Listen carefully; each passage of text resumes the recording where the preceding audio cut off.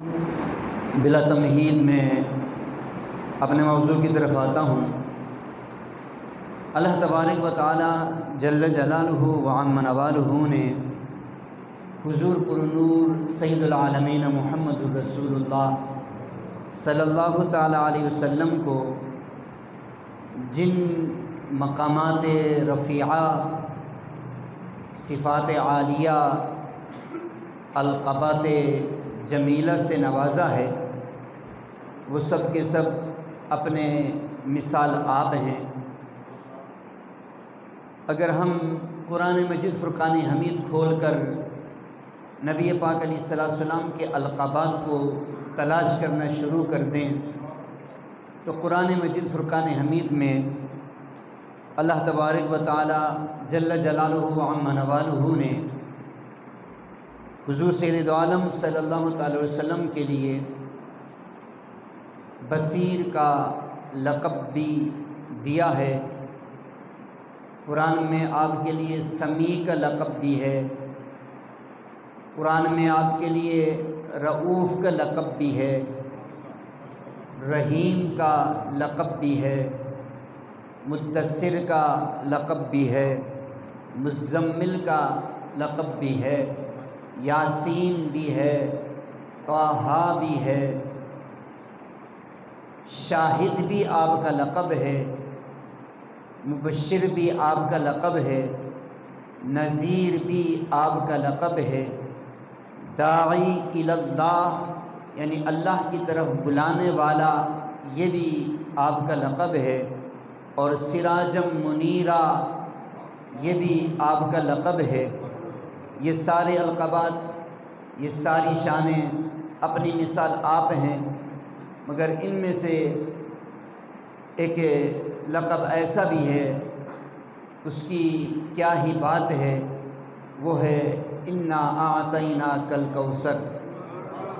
شان کوثر، شان کوثر کی تو کیا ہی نرالی بات ہے، تو رب ذوالجلال نے فرمایا انا اعطیناک الکوثر، میرے حبیب ہم نے آپ کو شان کوثر عطا کر دی۔ اب یہاں پر علماء نے فرمایا کہ کوثر سے کیا مراد ہے۔ اس سے قبل میں یہ بھی عرض کر دوں، کوثر جو ہے اس کا معنی ہے کثرت سے، اس کا معنی ہے زیادہ کثرت۔ تو شان کوثر نبی پاک علیہ السلام کا یہ ایسی صفت ہے، ایسا لقب ہے کہ یوں تو سارے القابات اپنی مثال آپ ہیں، مگر شان کوثر جو ہے یہ ایک ایسی شان ہے، ایسا لقب ہے کہ کوثر، علماء نے کہا کہ کوثر سے مراد کیا ہے، انہوں نے کہا کہ علماء نے فرمایا کہ کوثر سے مراد حوض کوثر بھی مراد ہو سکتا ہے، نہر جنت بھی مراد ہو سکتی ہے، نبوت بھی مراد ہو سکتی ہے، اور اس سے کوثر سے مراد کثرت اولاد بھی مراد ہو سکتی ہے، کثرت امت بھی مراد ہو سکتی ہے، اور اسی طرح رفعت ذکر بھی مراد ہو سکتی ہے، اور اسی طرح کوثر سے مراد علم و عرفان بھی مراد ہو سکتے ہیں، کوثر سے مراد اخلاق عالیہ بھی مراد ہو سکتے ہیں، کوثر سے مراد خود قرآن کریم بھی ہو سکتا ہے۔ حضرات محترم، یہ تو علماء نے تصریحات بیان کی، اگر ان میں سے ہر ایک بات کو اگر لے لیں اور اس کی تفصیل میں چلا جائیں تو یہ ایک ہر لحاظ سے ہے جو ہے ہر مراد اور ہر معنی کے لحاظ سے ایک الگ موضوع بنتا ہے۔ تو مختصراً بات یہ کہ کوثر سے مراد اگر حوض کوثر ہے، نہر جنت ہے، تو حضور علیہ السلام نے اس کے متعلق زمین پر بیٹھ کر ارشاد فرمایا، میں یہیں بیٹھے اپنے حوض کوثر کو دیکھ رہا ہوں، اور وہ حوض کوثر کل قیامت کے دن جب امت پیاسی ہوگی اور حضور علیہ السلام اپنے دست اقدس سے اپنے غلاموں کو جام بر بر کر پلائیں گے، انا اعطینا کل کوثر، میرے حبیب ہم نے آپ کو حوض کوثر اور نہر جنت عطا فرما دی۔ اگر اس سے مراد ہے نبوت مراد ہے تو اس کا معنی ہے کہ انا اعطینا کل کوثر، میرے حبیب ہم نے آپ کو نبوت عطا کی، اور ایسی نبوت کہ آپ کی نبوت وہ نبوت ہے کہ آپ تمام نبیوں کے سردار ہیں، تمام رسولوں کے سردار ہیں، بلکہ تمام نبیوں کی نبوت آپ کے توسل و تصدق سے ہے۔ اگر کوثر سے مراد کثرت اولاد ہے تو اب دیکھیے نبی پاک علیہ السلام کی اولاد آج بھی دنیا کے کونے کونے میں سید زادے موجود ہیں، آل رسول موجود ہیں۔ یہ کثرت اولاد ہے کہ ہم نے آپ کو کثیر تعداد میں اولاد عطا کر دی، اور اس کا شان نزول بھی ایسا ہی ہے۔ مشرکین مکہ نے کہا کہ یہ دم کٹا ہے، نعوذ باللہ من ذالک، ان کی اولاد نہیں ہوئی، تو رب ذوالجلال نے فرمایا ہم نے آپ کو کثرت اولاد عطا کر دی۔ تو آپ کی اولاد سیدہ طیبہ طاہرہ سیدہ فاطمہ الزہرا رضی اللہ تعالی عنہا سے چلی، اور آج پوری دنیا میں حضور کی اولاد موجود ہے۔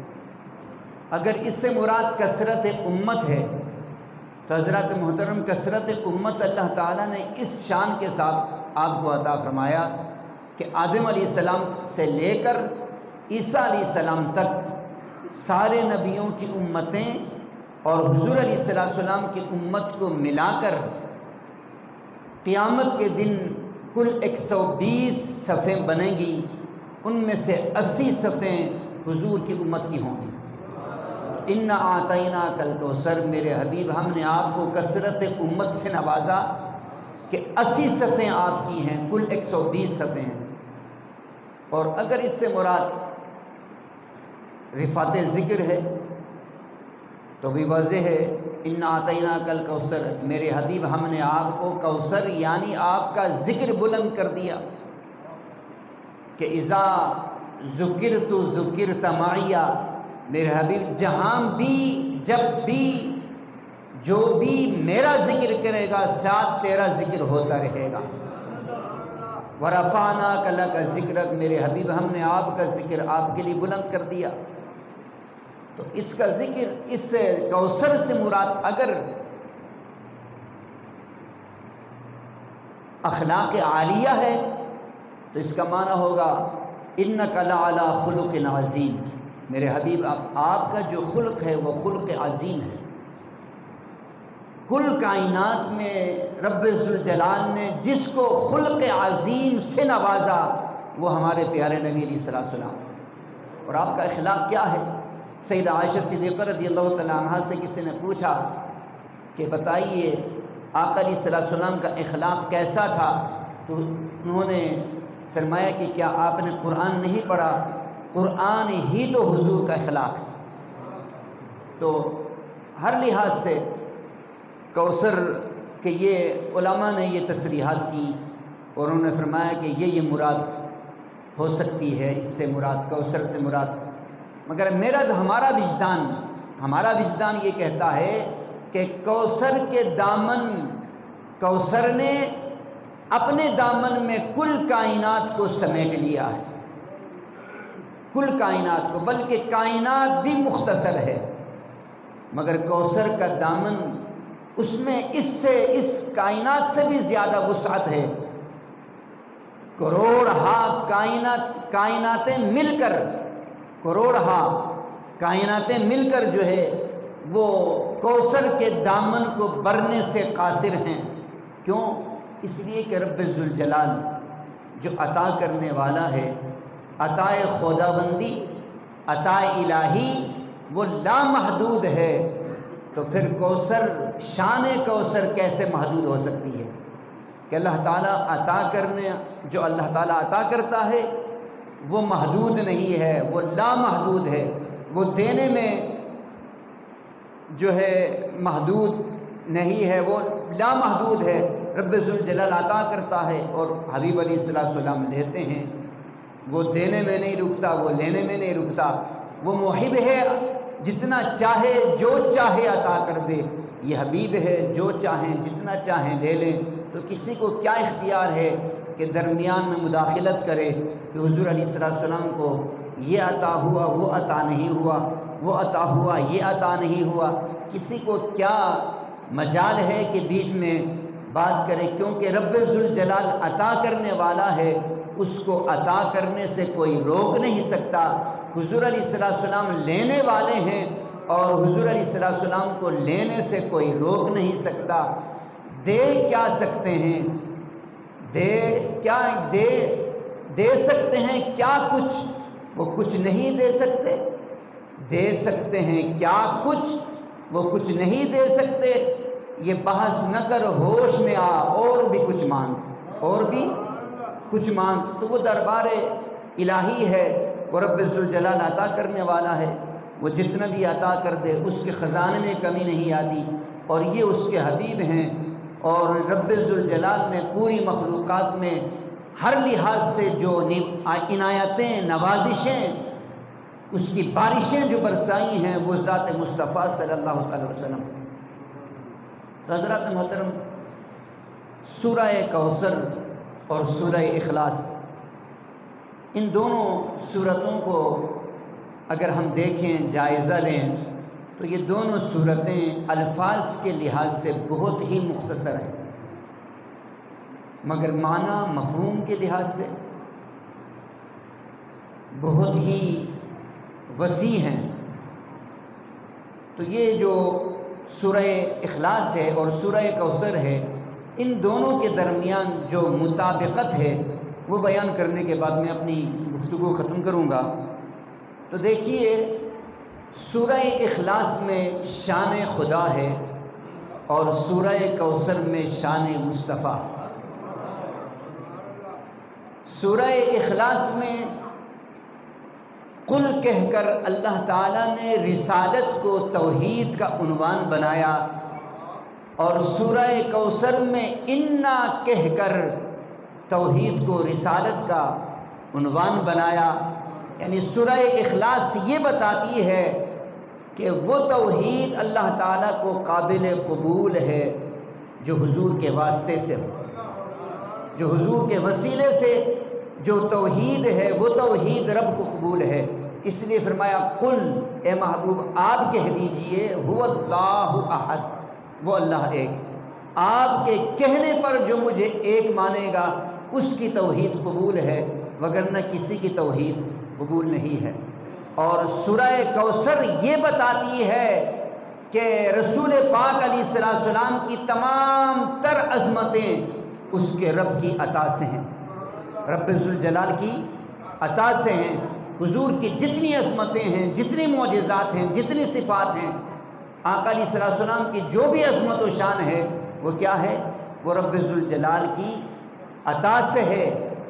چاہے وہ علم غیب کی صفت ہے، چاہے وہ حاضر و ناظر ہونے کی طاقت ہے، چاہے وہ مشکل کشا ہونے کی طاقت ہے۔ الغرض حضور علیہ السلام کی نبوت ہے، رسالت ہے، حضور کی عبدیت ہے، آقا علیہ السلام کی ہر عظمت و شان وہ رب ذوالجلال کے عطا سے ہے، از خود نہیں ہے۔ از خود مانیں گے تو پھر شرک ہوگا۔ اس لیے ہمارا عقیدہ ہے کہ حضور کی جو جو صفت ہے، جو جو طاقت ہے، وہ رب ذوالجلال نے حضور کو عطا فرمائے۔ اب دیکھیے، سورہ اخلاص میں لفظ قل سے پہلے کوئی حرف تاکید نہیں ہے، کیونکہ ذات مصطفیٰ بذات خود بہت بڑی تاکید ہے، اس لیے لفظ قل سے پہلے کوئی تاکید کا لفظ نہیں ہے۔ سورہ کوثر میں انا سے پہلے لفظ انا حرف تاکید ہے۔ لفظ انا حرف تاکید ہے کہ یہ حرف تاکید اس لیے لے کر آئے کہ بے شک ہم نے، اس میں کوئی شک نہیں، بے شک ہم نے آپ کو کوثر عطا کی، تاکہ منکرین عطا کی کے لیے وعید ہے۔ منکرین عطا کے لیے کیا ہے؟ وعید ہے، جو رب ذوالجلال کے عطا کا منکر ہو جائے اس کے لیے تحدید ہے۔ تو حضرات محترم، لفظ سورۃ الاخلاص میں لفظ قل واحد کا صیغہ ہے، لفظ قل واحد کا صیغہ ہے کہ ذات مصطفیٰ اپنی پوری شان کے ساتھ وحدت خدا میں فنا ہے، وحدت خدا میں فنا ہے۔ اور سورۃ الکوثر میں انا جمع کی ضمیر ہے، یعنی ذات خدا اپنی تمام تر قدرتوں کے ساتھ مصطفیٰ کریم کی کثرت میں جلوہ فرما ہے۔ تو حضرات محترم، اسی طرح سورۃ الاخلاص میں ہوا، لفظ ہوا، قل هو اللہ، لفظ ہوا جو ہے یہ رب ذوالجلال کی یکتائی پر کھلی دلالت کر رہا ہے۔ یکتائی، ہوا وہ ایک ہے، یہ رب ذوالجلال کی یکتائی پر دلالت کر رہا ہے۔ اور ادھر سورۃ الکوثر میں اعطینا، انا جو ہے اعطینا، یہ جو لفظ ہے یہ عطائے یکتا کی توانائی پر دلالت کر رہا ہے کہ وہ عطائے یکتا، وہ واحد ذات نے اپنے حبیب علیہ السلام کو جو عطا کرتا ہے اس کی توانائی میں کوئی کمی نہیں ہے، اس کی طاقت میں کوئی کمی نہیں ہے۔ وہ عطا کر دے، اس کے عطا کرنے کے بعد اس کے خزانے میں بھی کسی چیز کی کمی نہیں آتی۔ تو وہ عطائے یکتا کی توانائی پر دلالت کر رہا ہے۔ ان بچوں کو باہر کر دیں، ساروں کو مار۔ تو حضرات محترم، اسی طرح سورہ اخلاص میں قل هو اللہ احد، هو اللہ کے بعد لفظ اللہ، اس میں جلالت اللہ پورے جاہ و جلال کے ساتھ اس صورت میں چمک رہا ہے۔ ادھر سورۃ الکوثر میں کا ضمیر، کاف زبر کا ضمیر، یہ حضور علیہ السلام کے جمال محمدی اور جمال مصطفیٰ کو ظاہر کر رہا ہے۔ اور ادھر سورہ اخلاص میں اللہ الصمد، شان خداوندی، رب ذوالجلال کے شان نیازی کو واضح کر رہا ہے۔ اور ادھر کوثر کا لفظ کوثر، وہ آقا علیہ السلام کے شان ناز کو واضح کر رہا ہے۔ ادھر رب ذوالجلال نے سورہ اخلاص میں لم یلد ولم یولد فرمایا، لم یلد ولم یولد، اللہ پاک کے میلاد سے پاک ہونے کو واضح کر رہا ہے کہ اللہ تعالیٰ کا میلاد نہیں ہوا، اللہ کا میلاد نہیں ہے، اللہ کسی سے پیدا نہیں ہوا، نہ ہی اللہ سے کوئی پیدا ہوا، لہٰذا اللہ میلاد سے پاک ہے۔ اور ادھر فصلی لربک وانحر، یہ میلاد والے آقا کے بندگی کو واضح کر رہا ہے کہ ادھر میلاد والا آقا اور ادھر رب ذوالجلال میلاد سے پاک ہے۔ وَلَمْ يَكُنْ لَهُ كُفُوًا أَحَدٌ، ادھر سورہ اخلاص میں وَلَمْ يَكُنْ لَهُ كُفُوًا أَحَدٌ، یہ جملہ یہ بتا رہا ہے کہ ہمیشہ کے لیے ذات و صفات خداوندی کے بے مثال اور بے نظیر ہونے کو واضح کر رہا ہے، اس کا اعلان کر رہا ہے۔ اور ادھر کوثر میں ان شانیک هو الابتر، دشمنان مصطفیٰ کے لیے ہمیشہ دشمنان مصطفیٰ، گستاخان مصطفیٰ کو بے نام و نشان کرنے کا اعلان کر رہا ہے کہ جو بھی حضور کا آقا علیہ السلام کی شان میں گستاخی کرے گا اور حضور علیہ السلام کا بے ادب ہوگا، ہمیشہ کے لیے وہ بے نام و نشان ہوگا، اس کا کوئی نام و نشان نہیں ہے۔ عزت اسی کی ہے جو حضور کی عزت کرے گا، جو حضور کی عزت نہیں کرے گا وہ بے نام و نشان ہے، اس کا کوئی نام و نشان نہیں ہے۔ آج حضور علیہ السلام کا نام چمک رہا ہے، مگر جنہوں نے حضور کی شان میں گستاخیاں کی وہ بے نام و نشان ہو گئے۔ مٹتے ہیں مٹتے رہیں گے آدھا تیرے. تو یہ ہے کہ حضور علیہ السلام کے جو دشمن ہیں آدھا ہیں وہ ہمیشہ سے مٹتے رہے. الغرض یہ کہ سورہ اخلاص میں ساری کی ساری وحدت، سورہ اخلاص سورہ توحید یہ بتا رہی ہے کہ ساری کی ساری وحدت خدا کی ذات میں ہے، اور سورہ کوثر یہ بتا رہی ہے کہ ساری کی ساری کثرت مصطفیٰ کی ذات میں ہے.